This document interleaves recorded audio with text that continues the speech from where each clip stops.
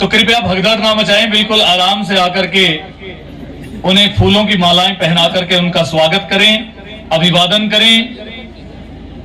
और मेरा निवेदन रहेगा, कृपया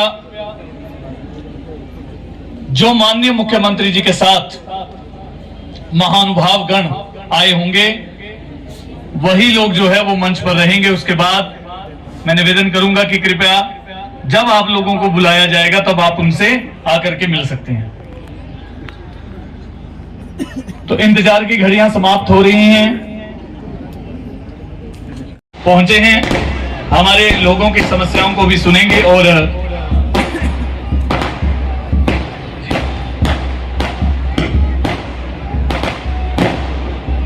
माननीय मुख्यमंत्री जी के साथ हमारे रविंदर सिंह सुक्खू जी,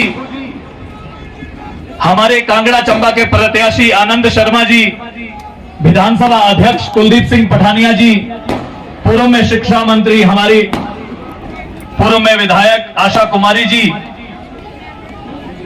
हम सब के बीच पहुंच रहे हैं। मैं हार्दिक अभिवादन करते हैं, अभिनंदन करते हैं, स्वागत है। आज सौभाग्य से आप हम सब के महिलाओं 1500 रुपए चाहिए कि नहीं चाहिए? जोरदार तालियां सुक्खू जी के लिए। 1500 रुपए पढ़ने शुरू हो गए कि नहीं हुए? जिनको पेंशन लगी है हो गए? पंचायत के प्रधान सारी कह रही है हो गए, और बाकी लोग सब अपना फॉर्म भर लें।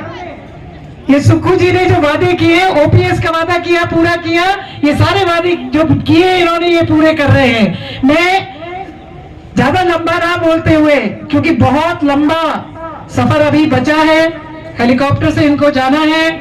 आप जानते हैं कि अंधेरा हो जाएगा तो फिर फ्लाइट जाने में मुश्किल होगी। वैसे के अंदर एस्पिरेशनल डिस्ट्रिक्ट तो कहा है, कई चीजों की कमी है। पर्यटन के साथ साथ कई चीजें जो इको फ्रेंडली हो, एडवेंचर टूरिज्म हो, यहाँ पर कनेक्टिविटी, आवागमन आसान हो। मुख्यमंत्री जी से मैंने बात की है, यहाँ पे हेलीपोर्ट बने। पठानकोट का हवाई अड्डा जो बंद किया है उसको फिर चालू किया जाए। ये कह के कि वो डिफेंस एयरपोर्ट है, वो तो श्रीनगर का भी है, चंडीगढ़ का भी है, गोवा का भी है, पूना का भी है। इसलिए उसको बहाल करेंगे या हेलीपोर्ट भी बनाएंगे। हमारे बच्चों को रोजगार मिलेगा टूरिज्म के माध्यम से। हम यहाँ पे चाहते हैं इको फ्रेंडली इंडस्ट्री लगे, कारखाने लगे। फल और सब्जी इतनी है, उसकी प्रोसेसिंग इंडस्ट्री, कोल्ड स्टोरेज जो खराब हो जाती है, बाजार में नहीं पहुंचती, उससे अच्छी चीजें बने,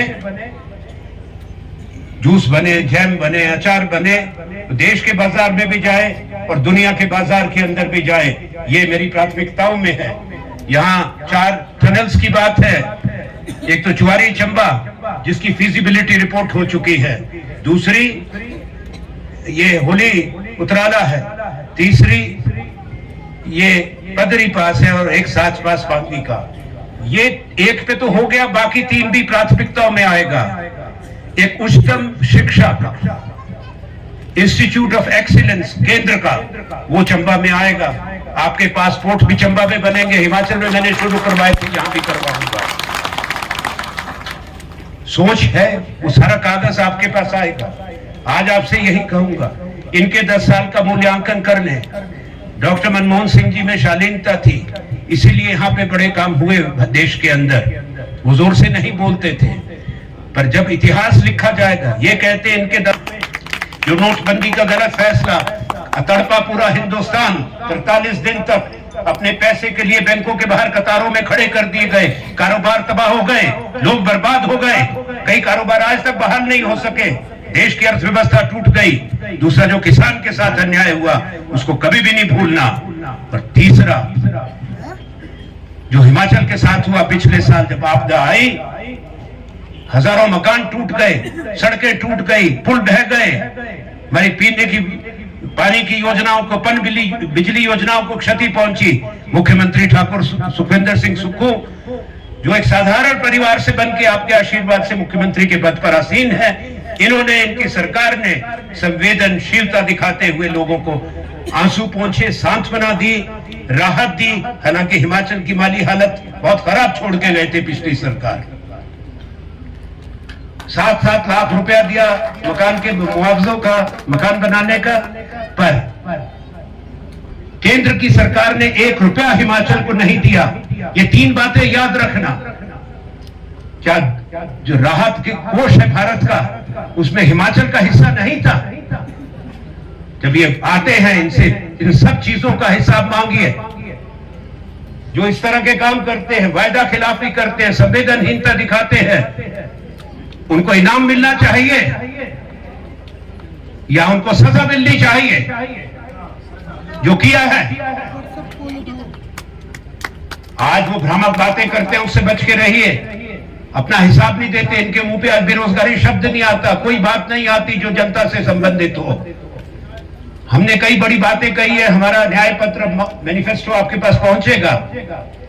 किसान के लिए हम कानून बना रहे हैं, एमएसपी का। महिलाओं के लिए गृह लक्ष्मी योजना है, 1 लाख रुपया बिना किसी भेदभाव के महिलाओं को मिलेगा, गरीब परिवार की। ये कांग्रेस का मेरी वचन है।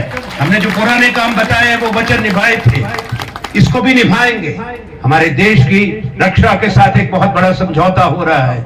हमारे बेटे, अब बेटियां भी जाती हैं, उनकी फौज की भर्ती, ये वीरों की भूमि है। यहाँ की वीर गाथाएं लिखी हैं, महावीर चक्र, परमवीर चक्र, शौर्य चक्र हिमाचल के बेटों को मिले हैं। पर आज धरती 4 साल की होगी, 4 साल के बाद बाहर आएंगे, पहाड़ जैसी जिंदगी है, ना पेंशन है, ना स्वास्थ्य सेवा, ना फौज की कैंटीन से राशन, सीमा पर जान दे दें तो शहीद का दर्जा भी नहीं। ये क्या मंजूर है?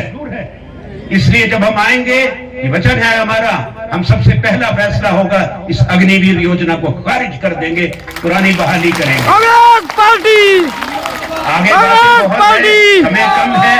मैं आपसे यही आग्रह करता हूं, निवेदन करने आए हैं, अपना आशीर्वाद दीजिए। हमने पहले बड़े काम किए हैं, आने वाले समय में हिमाचल की सरकार मजबूत रहेगी। जिसको बेईमानी से, खरीद फरोख्त से गिराने की कोशिश हुई, हिमाचल के लोग उसको पसंद नहीं करते।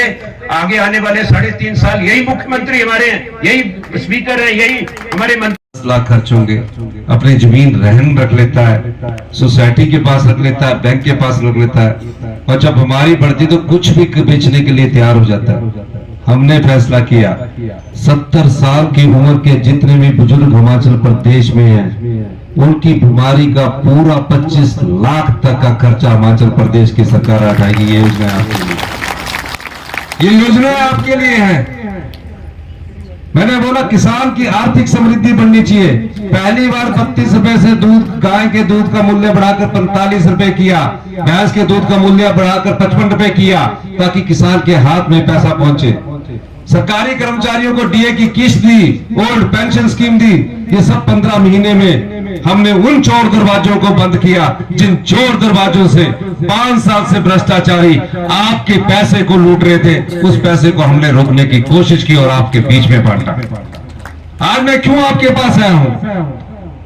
आज मैं मुख्यमंत्री की कुर्सी को कोई खतरा नहीं है, लेकिन जिस प्रकार से भारतीय जनता पार्टी ने जनता की भावनाओं का सौदा किया है, जिस प्रकार के षड्यंत्र से उन्होंने हमारी सरकार कराने की कोशिश की है,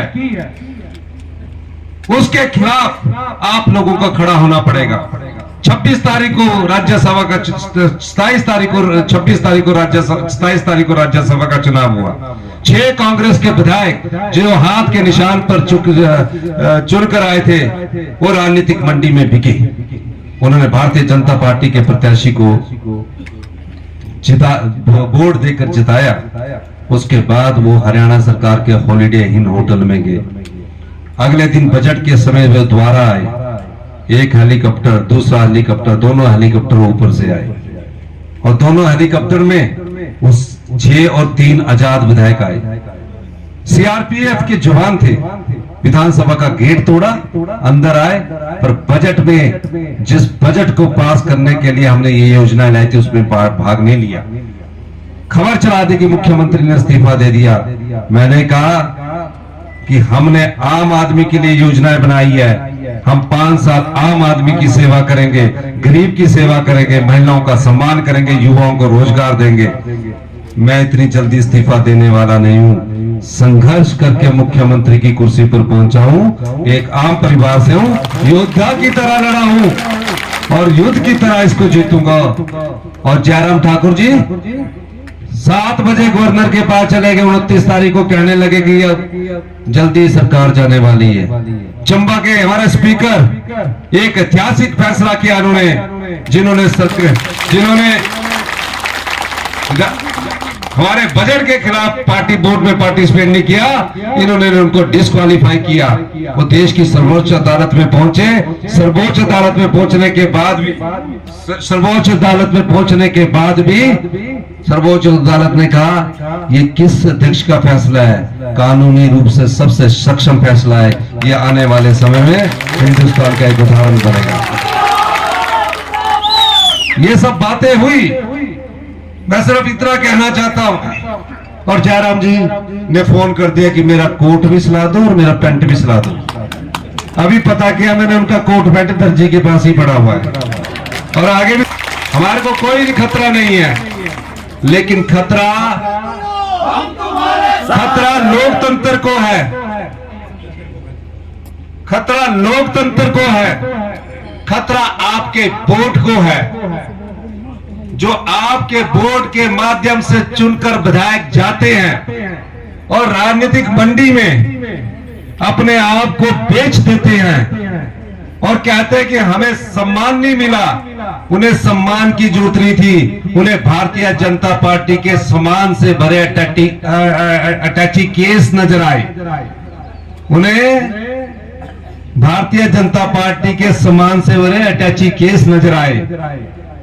वो उस अटैची केस के दबाव में दब गए। ये भी पहली बार है आजाद उम्मीदवार, ना कांग्रेस के सत्ता होती है तो उसको साथ दे सकते थे, बीजेपी की सत्ता उसके साथ दे सकते थे, वो भी बैठ के विधानसभा में हमारा इस्तीफा स्वीकार करो। आजाद उम्मीदवार को कोई इस्तीफा देने की जरूरत है? कोई जरूरत नहीं है। वो तो जिसकी सरकार है उससे अपने क्षेत्र का काम करवाना चाहिए। लेकिन इतना पैसा भारतीय जनता पार्टी ने उन विधायकों को दिया जो राजनीतिक मंडी में बिके, लेकिन आपदा के लिए आपको पैसा नहीं दिया।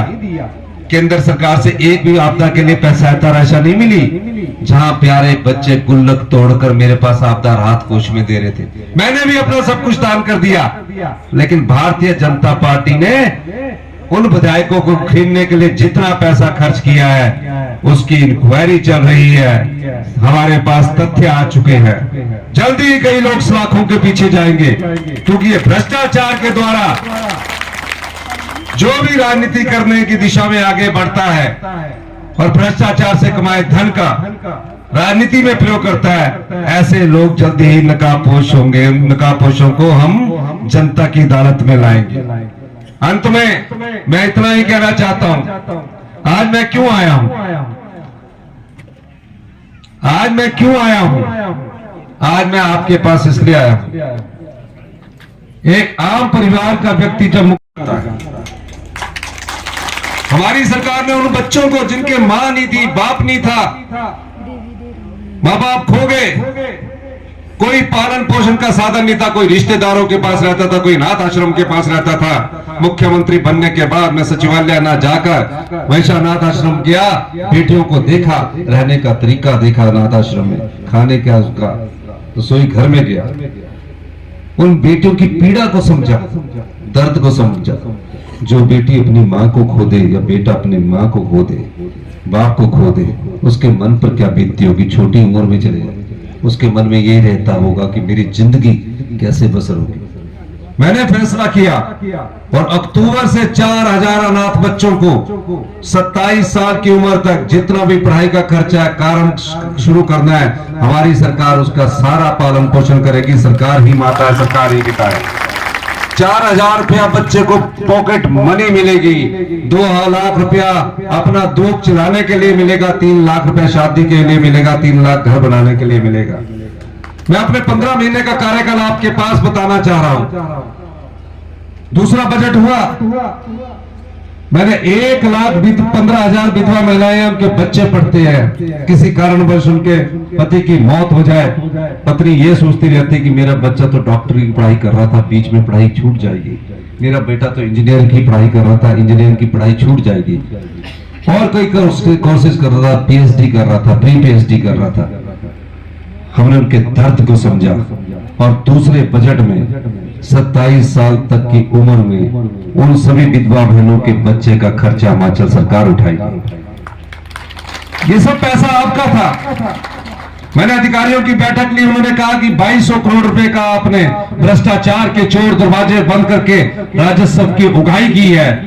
अधिकारी कहते थे चुनाव 2026-27 में होना है, आपने बांटने का काम 2026 में करना है। मैंने कहा ये नहीं होगा, ये जनता का पैसा है। जैसे ही हम इसमें हमारी आय बढ़ी, मैंने जनता में बांटना शुरू किया।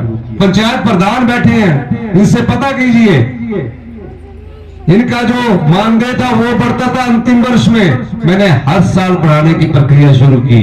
आंगनवाड़ी वाले, आशा वर्कर वाले, लंबड़दार, जेलदार, जमेदार, चौकीदार, मैंने 2 साल में जो उनको पैसा था उनके हाथ में पैसा देने की मैंने कोशिश की और मैंने उनके मानदेय सबके बढ़ाए। क्यों? क्योंकि वो पैसा हमने भ्रष्टाचार के चोर दरवाजे बंद करके आपके लिए रखा।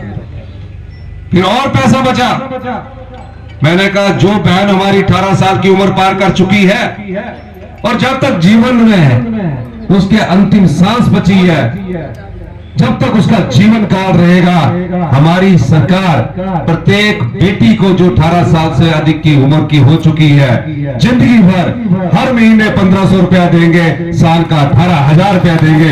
ये हमारी सरकार की कटिबद्धता है। जयराम ठाकुर जी फार्म भरवाने के लिए, रोकने के लिए चले गए, हमने अपील दी, अब फार्म दोबारा से भरे जा रहे हैं, अधिक से अधिक फार्म भरिए। वो आपका 1 महीने का सम्मान निधि का पैसा रखवा सकते हैं। जून में आपको 3000 रुपया हमारी सरकार आपको उपलब्ध करवाएगी, क्योंकि ये आपका पैसा है, आपको मिलेगा। और ये कोई आम व्यक्ति नहीं कह रहा, इस प्रदेश का मुख्यमंत्री जब आपको इस मंच के माध्यम से, हमारी सरकार ने उन बच्चों को जिनके मां नहीं थी, बाप नहीं था, मां बाप खो गए, कोई पालन पोषण का साधन नहीं था, कोई रिश्तेदारों के पास रहता था, कोई अनाथ आश्रम के पास रहता था। मुख्यमंत्री बनने के बाद मैं सचिवालय ना जाकर वैसा अनाथ आश्रम गया, बेटियों को देखा, रहने का तरीका देखा अनाथ आश्रम में, खाने क्या उसका रसोई घर में गया, उन बेटियों की पीड़ा को समझा, दर्द को समझा। जो बेटी अपनी माँ को खो दे या बेटा अपनी माँ को खो दे, बाप को खो दे, उसके मन पर क्या बीतती होगी, छोटी उम्र में चले जाए, उसके मन में यही रहता होगा कि मेरी जिंदगी कैसे बसर होगी। मैंने फैसला किया और अक्टूबर से 4000 अनाथ बच्चों को 27 साल की उम्र तक जितना भी पढ़ाई का खर्चा है, कारण शुरू करना है, हमारी सरकार उसका सारा पालन पोषण करेगी। सरकार ही माता है, सरकार ही पिता है। 4000 रुपया बच्चे को पॉकेट मनी मिलेगी, 2 लाख रुपया अपना दुख चलाने के लिए मिलेगा, 3 लाख रुपया शादी के लिए मिलेगा, 3 लाख घर बनाने के लिए मिलेगा। मैं अपने 15 महीने का कार्यकाल आपके पास बताना चाह रहा हूं। दूसरा बजट हुआ, मैंने 1,15,000 विधवा महिलाएं, उनके बच्चे पढ़ते हैं, किसी कारणवश उनके पति की मौत हो जाए, पत्नी ये सोचती रहती कि मेरा बच्चा तो डॉक्टर की पढ़ाई कर रहा था, बीच में पढ़ाई छूट जाएगी, मेरा बेटा तो इंजीनियर की पढ़ाई कर रहा था, इंजीनियर की पढ़ाई छूट जाएगी, और कोई कोर्सेज कर रहा था, पीएचडी कर रहा था, प्री पीएचडी कर रहा था। हमने उनके दर्द को समझा और दूसरे बजट में 27 साल तक की उम्र में उन सभी विधवा बहनों के बच्चे का खर्चा हिमाचल सरकार उठाएगी। ये सब पैसा आपका था। मैंने अधिकारियों की बैठक ली, उन्होंने कहा कि 2200 करोड़ रुपए का आपने भ्रष्टाचार के चोर दरवाजे बंद करके राजस्व की उगाही की है। अधिकारी कहते थे चुनाव 2026-27 में होना है, आपने बांटने का काम 2026 में करना है। मैंने कहा ये नहीं होगा, ये जनता का पैसा है। जैसे ही हम इसमें हमारी आय बढ़ी, मैंने जनता में बांटना शुरू किया। पंचायत प्रधान बैठे हैं, इनसे पता कीजिए, इनका जो मानदेय था वो बढ़ता था अंतिम वर्ष में, मैंने हर साल बढ़ाने की प्रक्रिया शुरू की। आंगनवाड़ी वाले, आशा वर्कर वाले, लंबड़दार, जेलदार, जमेदार, चौकीदार, मैंने 2 साल में जो उनको पैसा था उनके हाथ में पैसा देने की मैंने कोशिश की और मैंने उनके मानदेय सबके बढ़ाए। क्यों? क्योंकि वो पैसा हमने भ्रष्टाचार के चोर दरवाजे बंद करके आपके लिए रखा। फिर और पैसा बचा, मैंने कहा जो बहन हमारी 18 साल की उम्र पार कर चुकी है और जब तक जीवन में है, उसके अंतिम सांस बची है, जब तक उसका जीवन काल रहेगा, हमारी सरकार प्रत्येक बेटी को जो 18 साल से अधिक की उम्र की हो चुकी है, जिंदगी भर हर महीने 1500 रुपया देंगे, साल का 18,000 रुपया देंगे। ये हमारी सरकार की कटिबद्धता है।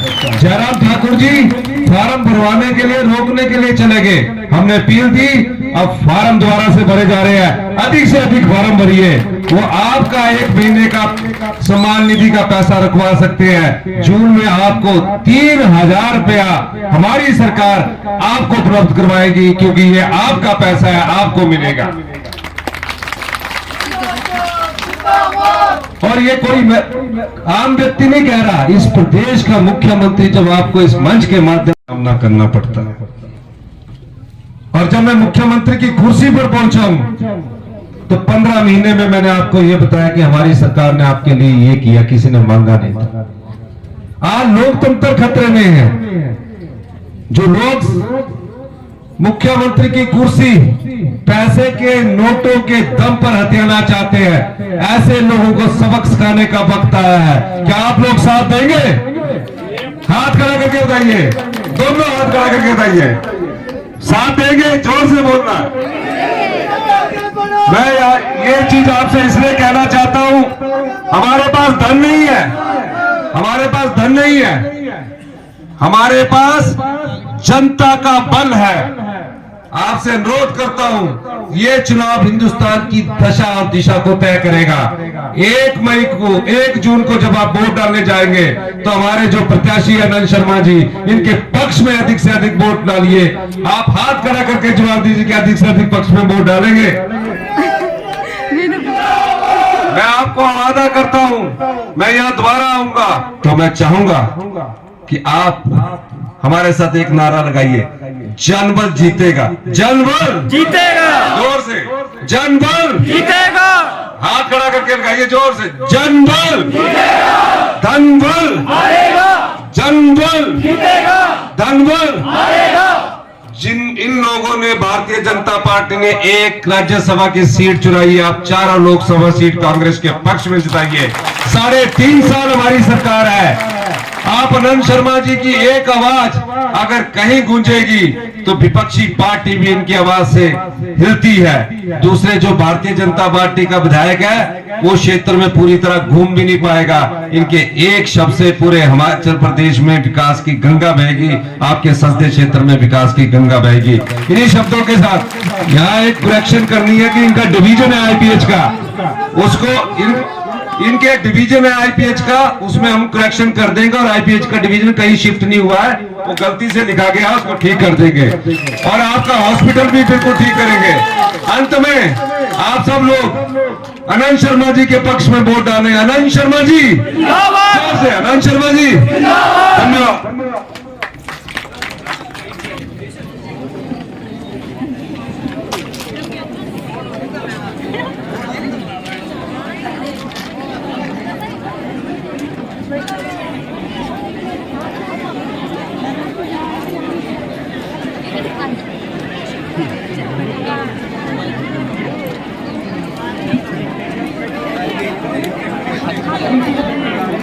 हेलो, गाड़ियों के ड्राइवर प्लीज ध्यान दें, जो लोग जिस गाड़ी में आए उस गाड़ी के पास चल जाएं और कोई भी कंप्लेंट नहीं आना चाहिए। जहां से ये लोग माताएं बहनें उठाई हैं वो घर छोड़ के जाएंगे।